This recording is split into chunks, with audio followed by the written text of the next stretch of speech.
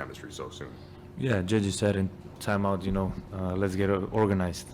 And once we get organized on offense, we got a lot of weapons. So that was really big. And he's doing that at 40 years old, which is insane. The takeover in fourth quarter was unbelievable to watch. It was supposed to be a respectful battle between generations. Instead, it became a public execution. On a night the basketball world was watching, Luka Dončić didn't just beat LeBron James. He dismantled his aura, live on national television. And as the final seconds bled away, the unthinkable happened. An entire arena rose as one and directed a vicious, unified chant at the face of the NBA for the last 2 decades. This is the raw, unfiltered story of the night the torch wasn't passed. It was snatched. And a chilling message was sent to a king. Your time is over. The scene was Dallas. Late March 2025. The energy in the American Airlines Center crackled with the usual pregame buzz for a marquee matchup. LeBron James and the Lakers were in town, a late-season test with playoff positioning on the line. The narrative was comfortable, almost worn in. The ageless king, in year 22, facing the brilliant young prince, Luka Dončić, in the heart of his MVP prime. For days, the media coverage had been a highlight reel of mutual admiration. Clips played of LeBron, just a week prior, praising Luka in a post-game presser. His feel for the game, it's once in a generation, LeBron had said, the picture of gracious royalty. He's the guy, plain and simple. On the other side, Luka had always been publicly deferential. To be on the same court with him, it's an honor. You try to learn from the greatest. It was the perfect, respectful script for a regular season spectacle. The first half played out like that script. It was high-level, crisp basketball. LeBron was a conductor, picking his spots, hitting a trademark fadeaway, threading a needle for an alley-oop. Luka was the maestro, orchestrating the Mavs' offense with impossible passes and hitting tough, contested threes. When a foul was called, they'd tap hands. During a free throw, they'd share a brief, seemingly lighthearted word. The score was close. It was everything the league's PR department could have wanted, a celebration of its past and present. But beneath the surface of this polite contest, a different current was starting to flow. Watch the tape from that first half closely, and you'll see it. There was a certain flatness in Luka's interactions, a lack of the wide-eyed enthusiasm he once showed. His responses to LeBron's baskets weren't nods of respect, but rather a quick glance away, as if filing the information away. He wasn't sharing the court with a hero anymore. He was analyzing an opponent. And as the teams headed to the locker rooms at halftime, tied, the conditions were perfect. The respect was the kindling. All it needed was a single spark to ignite. Yeah, I think you can see it, me smiling on the court, having fun. JJ told me, you gotta have one that blackout moment you have. So I think I had one. But, just felt like me a little bit, so I was happy. How encouraging is it for you to find your game like this quickly, and then to see the team come along, have the defensive effort as well, and just have that all come together? What kind of confidence does it give you? The spark that lit the fire didn't come from a dunk or a deep three. It came from a hard-nosed, old-school defensive play. Midway through the third quarter, with the Mavericks clinging to a slim lead, LeBron James caught the ball on the left wing. He saw a mismatch, a smaller defender on him. The gears, familiar to anyone who has watched basketball for 2 decades, began to turn. A hard dribble, a drop of the shoulder, and he was barreling down the lane. This is LeBron's ballet of power, the inevitable drive, the drawn foul, the finish. But this time, Luka Dončić slid over. He wasn't a feared rim protector, but he positioned himself just outside the restricted area, braced for impact, and took the full force of LeBron's charge. The collision sent Luka sprawling backward onto the hardwood. The whistle blew sharp and clear. LeBron, already beginning his shooting motion, turned to the referee, expecting the call to go his way. But the referee's signal was unmistakable, a fist pump toward the other end of the court. Offensive foul. What happened next was a rapid escalation that the broadcast caught in devastating detail. LeBron's composure shattered. He slammed the ball down, once, twice, and stormed toward the official, his voice cutting through the arena noise. He was moving. Are you serious? That's my call. That's always my call. The protest was heated, prolonged. But the call stood, and then LeBron turned. His anger redirected from the referee to the young man, now getting to his feet. Luka stood up, dusted himself off, and made direct, unblinking eye contact with LeBron. It wasn't a taunt. There was no smirk. It was something colder, more disconcerting. It was a flat, assessing stare. A silent acknowledgement that he had just stopped the unstoppable, and the rulebook agreed with him. For 10 full seconds, as the arena hummed, they held that look. The cameras zoomed in. LeBron's face was pure, boiling frustration, the frustration of a king whose decree had been challenged. Luka's face was an impenetrable mask. The respectful tap from the first half was a distant memory. This was a line drawn in the paint. The commentator's voice broke the tension, saying quietly, "Oh, that's a different look right there. This just got personal." In that silent exchange, the script for the night was torn up. The respectful battle was over. A hunt had begun. Yeah, I mean, I think you can see it, me smiling on the court, having fun. JJ told me, you gotta have one that Black Hawk moment you have. So I think I had one. But, it just felt like me a little bit, so I was happy. How encouraging is it for you to find your game like this quickly, and then to see the team come along, have the defensive effort as well, and just have that all come together? What kind of confidence does it give you? The game entered the fourth quarter, tension thick enough to cut. Every possession felt like a finals game. But the dynamic had shifted. Luka was no longer just running the Mavericks offense. He was hunting, and his specific target was now wearing purple and gold. Number 23. What followed was a 4-minute stretch of basketball so targeted, so coldly efficient, and so personally devastating that it instantly became the most replayed sequence of the entire season. Play 1. The isolation. With the shot clock winding down and the game tied, Luka waved off the screen. He wanted the switch. He got it. LeBron James stood before him, one-on-one, at the top of the key. The entire building rose. Luka dribbled slowly, methodically, his eyes locked on LeBron's hips. A drive left, a hesitation, a crossover back right. LeBron, still agile but a split second slower than his peak, adjusted. Then Luka did it. The behind-the-back, step-back move that has broken 1,000 ankles. He created 3 full feet of space and launched a deep three-pointer right over LeBron's outstretched hand. Swish. Nothing but net. But Luka didn't run back. He held his perfect follow-through, hand high in the air, and stared directly at LeBron as he backpedaled down the court. The message was in the silence. I can get this shot on you whenever I want. Play 2. The answer that wasn't. On the ensuing possession, LeBron, furious, demanded the ball. He backed down his defender, powered into the paint, and went up for a strong right-handed finish. Out of nowhere, Luka, helping off his man, leaped from the weak side. He didn't go for a spectacular block. He went for the ball, cleanly raking it out of LeBron's hands midair before he could even attempt the shot. A pure, fundamental strip. The steal led to a fast break the other way. LeBron was left standing under the basket, empty-handed, as Luka's team scored easily. Play 3. The dagger in disguise. 2 possessions later, Luka again. Another high screen, another switch onto LeBron. This time, he didn't settle for the 3. He drove hard, using his body to shield LeBron, and finished with a soft, high-arcing floater over his reach. It was a finesse move over power, intelligence over athleticism. LeBron could only turn and watch it drop through. Play 4. The exclamation point. The final nail came on defense. LeBron, trying to attack a closeout, put the ball on the floor for a single, decisive dribble. Luka, anticipating it all the way, slid his hand in like a pickpocket and poked the ball loose. He corralled it, and with LeBron now desperately trailing the play, Luka led a 3-on-1 break. He could have scored himself. Instead, he threw a no-look, behind-the-back pass to a cutting teammate for a thunderous, uncontested dunk. He didn't celebrate the pass. He simply pointed at his teammate and jogged back, stone-faced point 4 plays.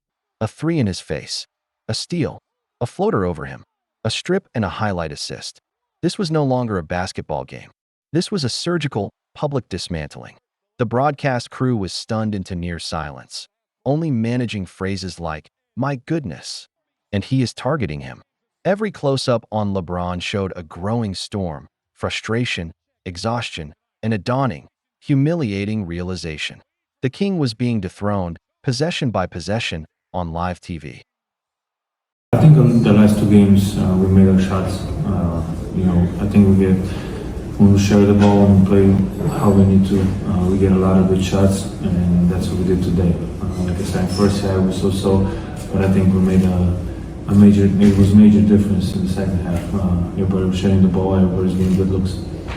Luka, you spend a lot of time sometimes in games asking for things that you don't get from league officials. You asked about the court, and they made a change. How happy were you? With under 2 minutes to play and the Mavericks lead now a comfortable and decisive 12 points, Luka Dončić was subbed out of the game. He walked to the bench to a roaring, worshipful ovation that shook the building's foundations. He gave a few casual, low fives and sat down, a towel draped over his shoulders. His work was complete. The statement had been made that on the other end of the floor, the game's final, cruel act was set in motion.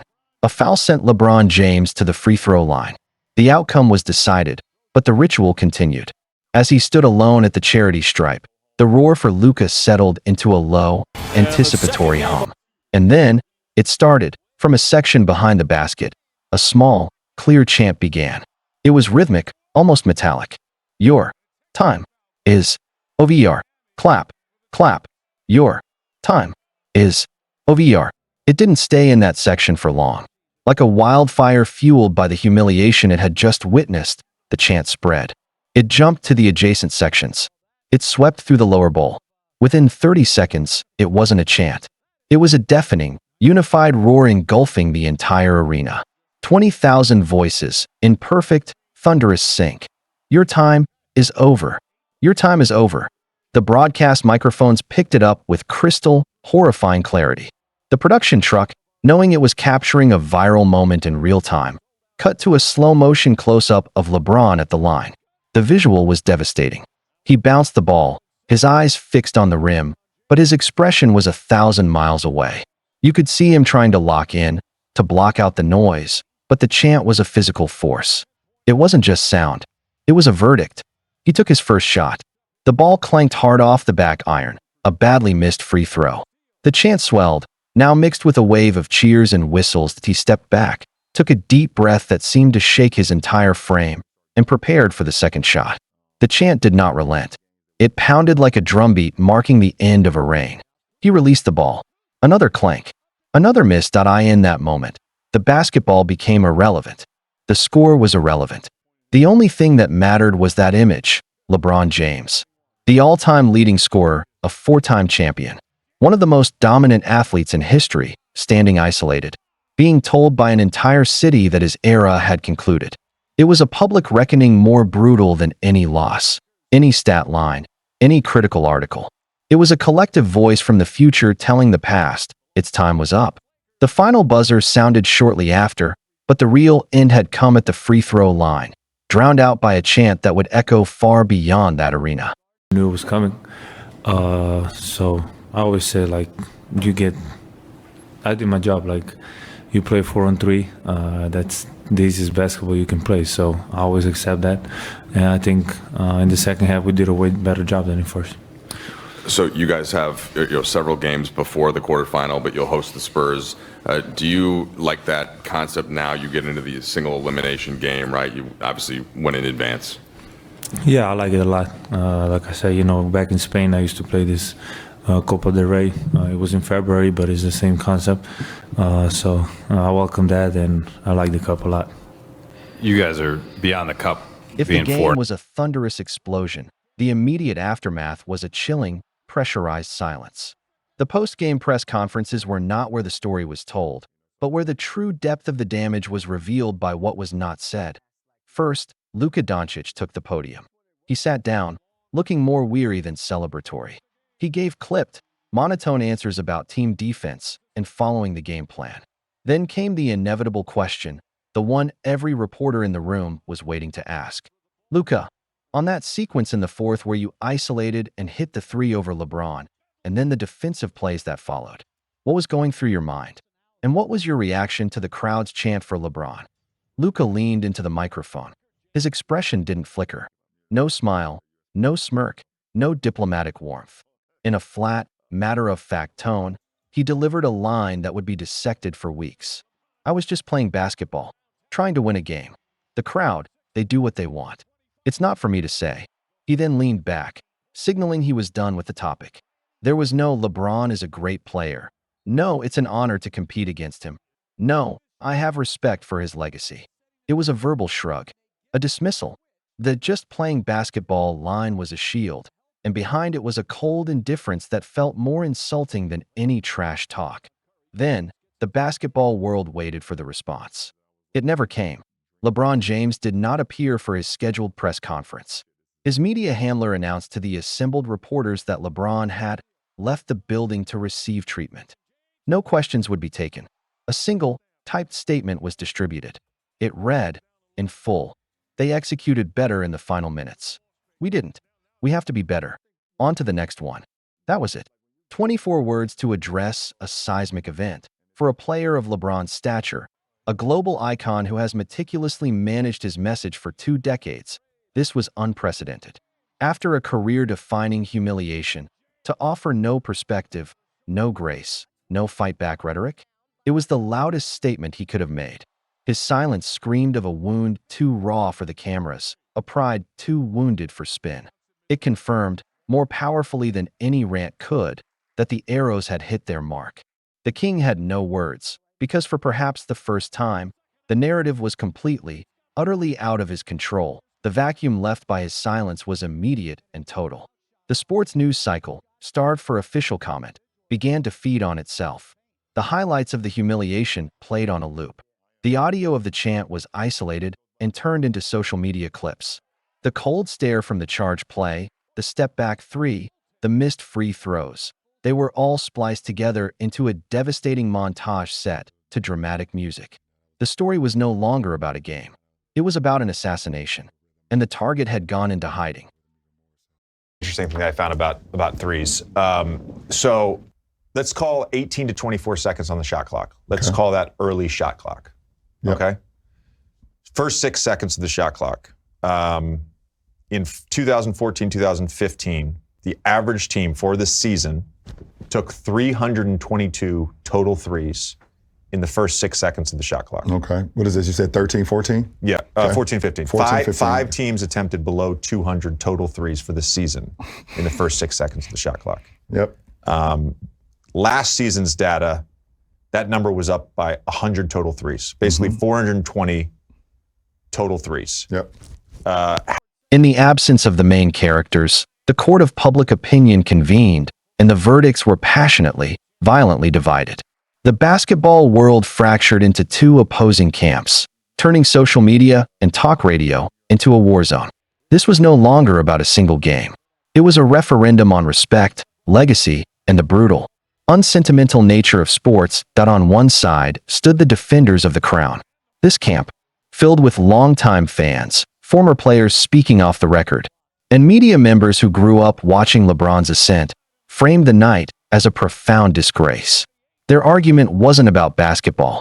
It was about respect. The take was emotional. What Luka did on the court was masterful. What the crowd did was classless, and what Luka did after the game was worse, argued a popular veteran analyst on a flagship sports debate show. You don't get to be that great without an ego. To strip a man of his dignity on national TV and then offer a just playing basketball shrug? That's cold. That's a lack of respect for the history of the game you're now leading. For them, the chant was a shameful moment that crossed a line, and Luka's tacit approval by not condemning it tainted his own triumph. It was seen as the new generation, impatient and arrogant, trying to burn down the palace before the old king had even left. On the other side stood the apostles of the new truth. This camp, powered by a younger demographic, analytics-focused commentators, and rivals fans, saw not disrespect, but a long overdue reality check. Their argument was brutally logical. The NBA isn't a retirement home. It's a gladiatorial arena, shot back a prominent young podcaster with millions of followers. Luka didn't say a word. He let his game talk, and his game screamed that the old hierarchy is dead. The crowd just vocalized the obvious. LeBron's time at the very, very top is over. Acknowledging that isn't disrespectful. It's honest. For them, the poetic justice was perfect. The very player anointed as the future had arrived to claim his throne, and the people bore witness. The chant wasn't cruelty. It was the crowd participating in a symbolic, necessary changing of the guard. The social media battlefield became the clearest evidence of the schism. Viral tweets captured the divide perfectly. One post, with a video of the chant, garnered millions of likes with the caption, "They didn't say anything we haven't all been thinking for 2 years. The future is now. Period." The rebuttal, a collage of LeBron's 4 championship rings and his all-time scoring record graphic. Fired back, "One bad night in March doesn't erase 20 years of greatness. Tell me when Luka's name is on any of this. Until then, show some respect." This is the unresolved, simmering tension that the league now carries. The game ended, but the conflict did not. It moved from the hardwood to the digital ether, becoming a culture war over how we treat our legends on their way down. Is it our duty to applaud them until the very last second, or is the nature of sports inherently, brutally Darwinian, where the young must not just beat the old, but bury them to truly claim their space? Luka, humiliation of LeBron, and the crowd's vicious chant forced every fan to pick a side. There is no middle ground. So here we are. The final buzzer in Dallas has faded, but the echo of that chant has not. Your time is over. For words that captured more than the frustration of one fan base, they captured a seismic shift in perception that we didn't just watch a basketball game that night. We witnessed a rare, raw, and uncomfortable sports parable. We saw the brilliant, unfeeling aggression of the next generation embodied in Luka Dončić's ruthless performance. We saw the painful vulnerability of a fading titan in LeBron James's silent exit. And we saw the crowd, the jury of public sentiment, deliver a verdict that was as brutal as it was definitive. The haunting question that remains isn't about who is better. That night, the answer was clear. The haunting question is about the cost of that truth. Was this a necessary, if brutal, moment of sporting evolution, the young lion rightfully claiming his kingdom? Or was it a point of no return, a moment where competitive fire crossed into something darker, something that forever cheapens the rivalry and tarnishes the ascent? The answer depends on which side of history you stand on. But one thing is undeniable. The landscape of the NBA changed. A king was served notice, not by a memo, but by a masterpiece of humiliation and a chorus of 20,000 voices. The torch wasn't passed gently. It was seized from a tightening grip, and the world watched it happen. What's your verdict? Let the debate rage in the comments below. And if you want unfiltered breakdowns of the moments that truly redefine the NBA, make sure you're subscribed. The story is never just about the game.